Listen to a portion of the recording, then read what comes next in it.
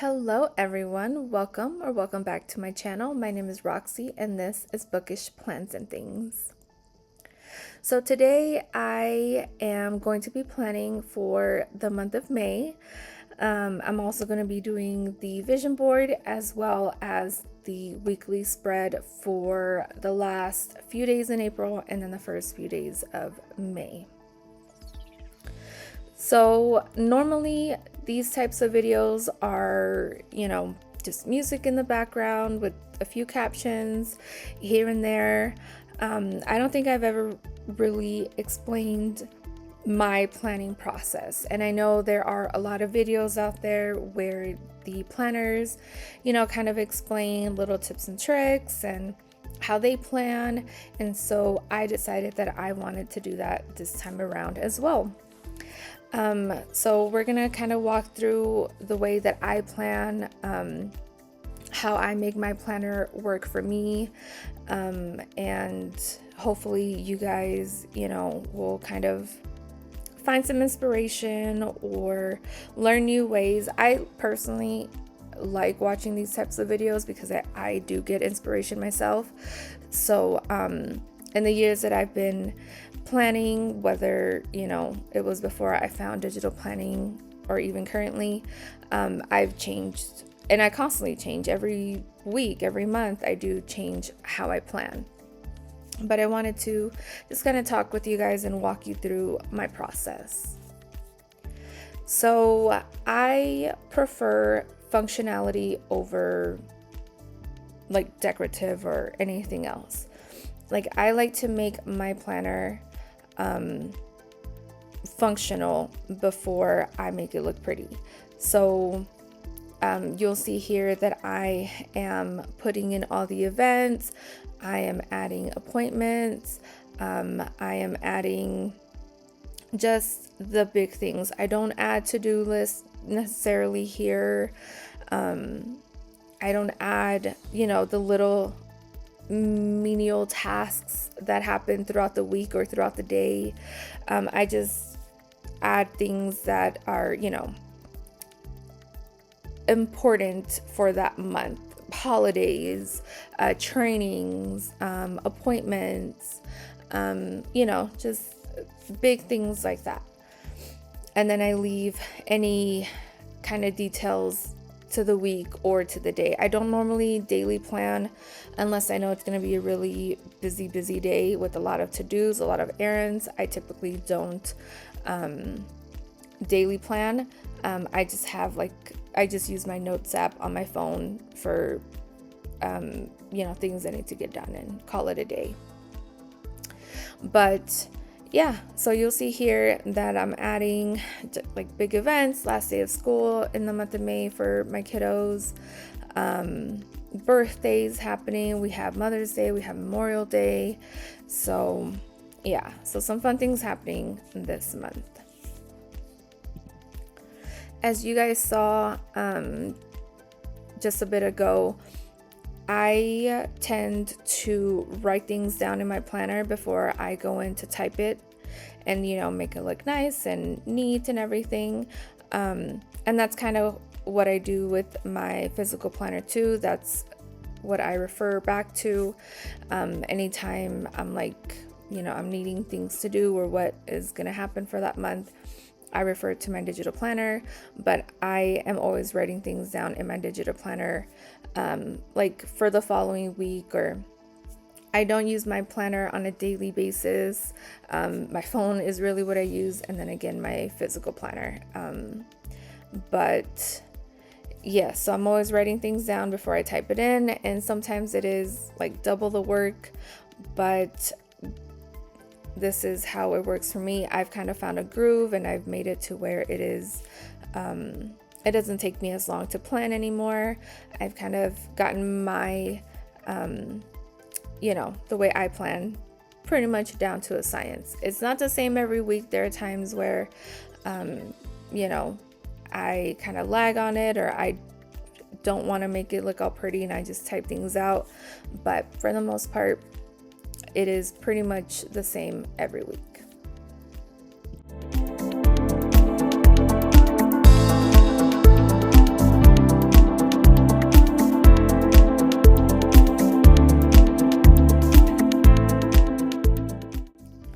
So everyone plans differently, right? And with that means that there are a whole lot of planners out there that will fit any kind of planning style. This particular planner, which I will leave the links to what everything I use, planner stickers and all that down below, but with this particular planner, you can see that there are specific sections at the bottom for appointments, for birthdays, for events, to-do lists, things like that. Not all planners have that. Some planners are a lot more open, where it is just like a note section, or they will leave it blank, for you to do with what you'd like, for decoration or whatever it may be. I like having certain sections, because then again, I tend to forget a lot of things, which is why I always need something with me, like my physical planner or my phone, to add things as soon as I hear something is going to happen, or an event I'm invited to, or whatever it may be. I whip out my phone or my planner so that I can write it down, because otherwise I will forget. But so definitely look into what kind of planner you think you'll like. I have gone through so many planners throughout the years, both physical and digital, and I found that this one works really well for me. But also Paper and Roses is another planner that I really, really liked, and I used for a good number of years before moving over to this one. Some planners have like a whole bunch of pages, like it is filled with all these pages that you never end up using. And then there are some planners like Paper and Roses that is very minimal, very basic, very straightforward, and which is what I liked about it. But again, everybody's planning style is different, and everybody's going through different phases or stages in life, where sometimes you may need something that's a little bit more easy, more basic, and then there are times where you want a little bit more to your planner. Maybe you got a different job that requires a little bit more, or now you have kids and you want to do a little bit more memory planning or more scrapbooking.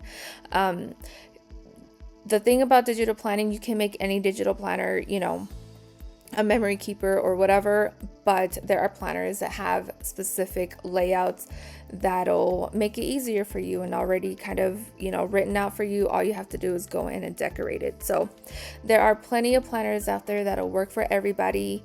That'll work for your style. You may be, kind of spending some money at first just to kind of find a planner that works for you. But there are plenty of planners out there, especially on Etsy, that are very affordable. And that's how you can start. That's where you can start before you go and spend like $20 on a digital planner. So there are some that come undated, there are some that come dated. So again, just a whole bunch of planners that will fit your need at any stage in life that you are at.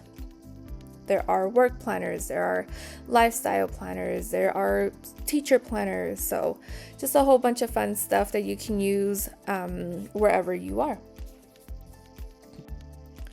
So now, as you can see, I am adding in some functional stickers, some label stickers, some note stickers. So just kind of a whole bunch of stickers. And these are also kind of new to me. Like I said earlier, though I tend to plan very similarly every week and every month, I like to change it up sometimes too, because I do get bored of, kind of planning how I normally do. Sometimes I like to switch it up a little bit, probably make it more decorative or more,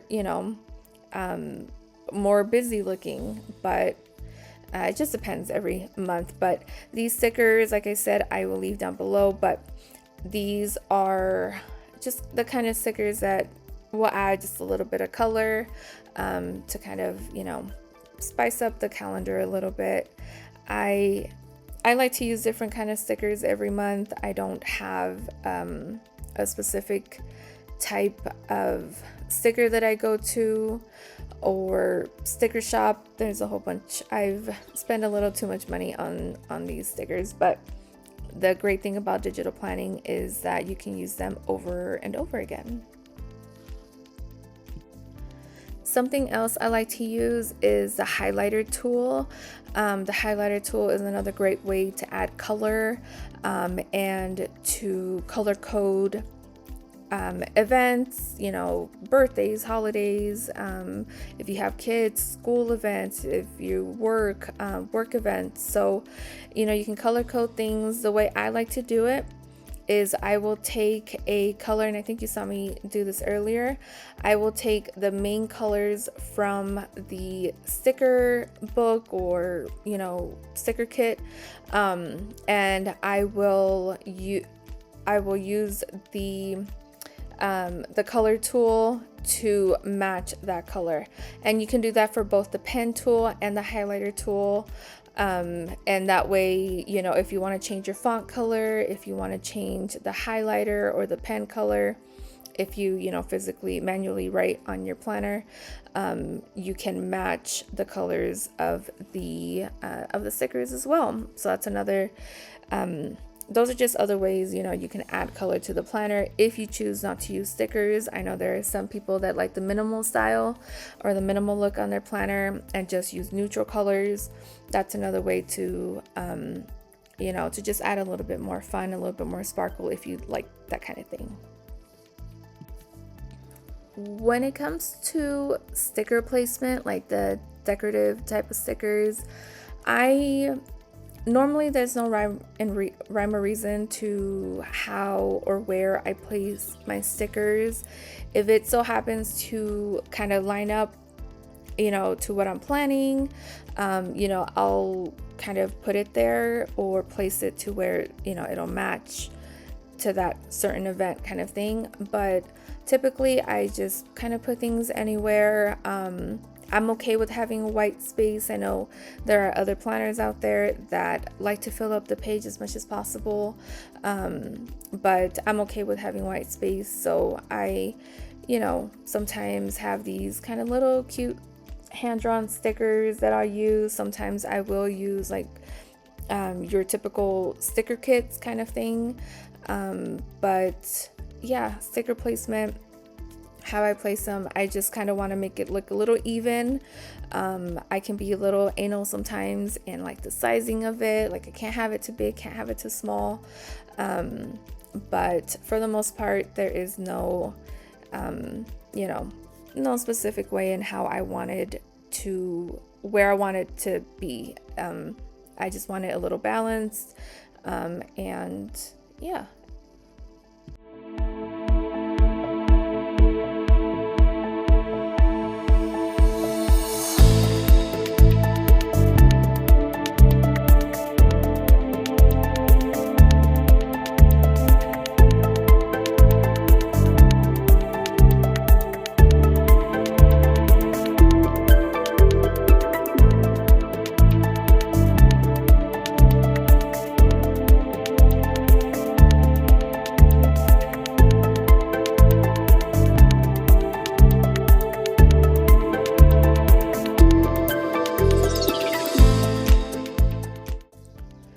Moving on to the vision board. So there are a whole lot of people that like to use their vision board to make it look aesthetic, or to kind of manifest what they want to happen that month, or you got your yearly vision board as well. But I kind of like to match the vibes for what that month is. Very rarely do I use vision boards to manifest, or however other people use it. I like to use it to show off that particular season or month. So May is spring, right? May is a lot more sunny, it's a lot warmer. Once you think of May, it's like, all right, cool, we got end of school coming up, we have lots of flowers blooming.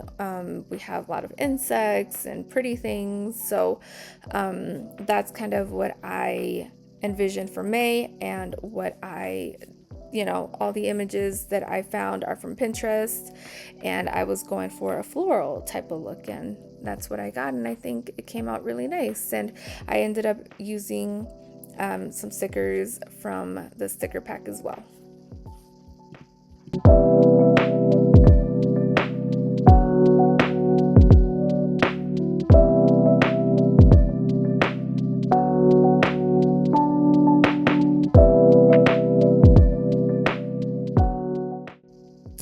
So last but not least, we have the weekly spread. And like I said earlier, this is where you can add pretty much as you'd like, or as little as you'd like. So here, as you can see, I'll write a little bit more regarding sporting events, right? Or my favorite sports teams. I'll write down their schedule here. I'll write down movie nights. Sometimes I'll add the location. I usually do that off camera, but the location I will add as well. The time I'll add as well. So yeah, just a little bit more detail for my weekly spread normally. And then on those days where I am a lot busier, I'll use less decorations. And then on those days, like this week was pretty slow compared to what it had been the weeks before, so I'll add a little bit more color to the spread.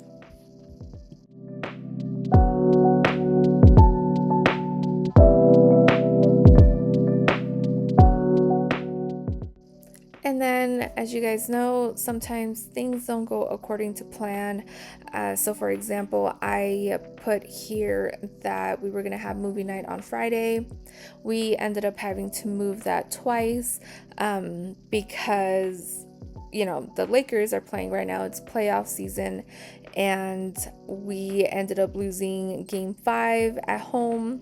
We ended up going to Houston Friday night. So I chose to move movie night for Saturday so we can watch the game, and luckily Lakers won. But then we found out that game 7 for the Boston Celtics and the Philadelphia 76ers was happening Saturday night, and so I ended up moving movie night to Sunday so we can watch that game.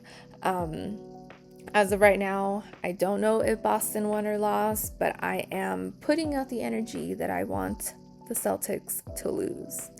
But anyway, all this to say is, when it comes to digital planning, when things don't go, the way you'd like it, when things don't go according to plan, it is easy to just use that lasso tool and just move things around, or use that pen tool to strike through things. Or there are stickers that you can use that say canceled or rescheduled.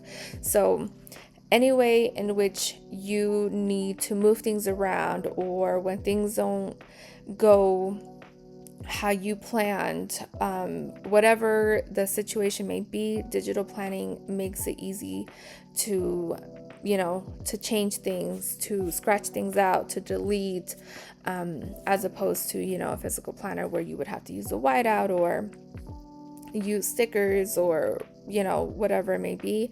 It could look a little messy, whereas digital planning, it can look as though nothing at all changed. So you guys saw that I did the split screen the entire time whenever I'm using stickers, or even during the vision board section. I did the split screen where I just kind of grabbed the app and moved it to the side, and that is something that you can do pretty much on any device, whether it's an iPad or Samsung or any other tablet. That is one of the ways that I use to digital plan, to make it look a little, to make it seem to make things flow a little bit easier, right? I'm not going back and forth, changing apps and everything. I have everything all on one screen. So if you are not using the half screen, I highly recommend that little tip, that trick, I guess. And when it comes to digital planning, everything, like I said, is on one screen. You can just drag and drop or copy and paste, and it works seamlessly.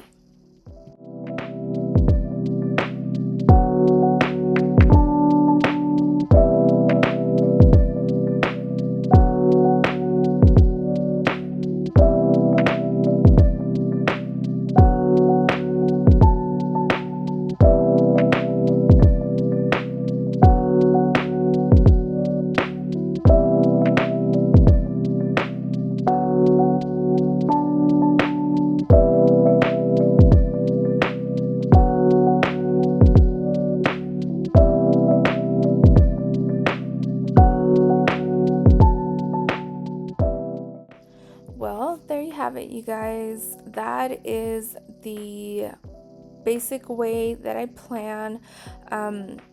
Things may change here and there depending on how busy I am or how busy that week gets or that month, or just little things I may want to add.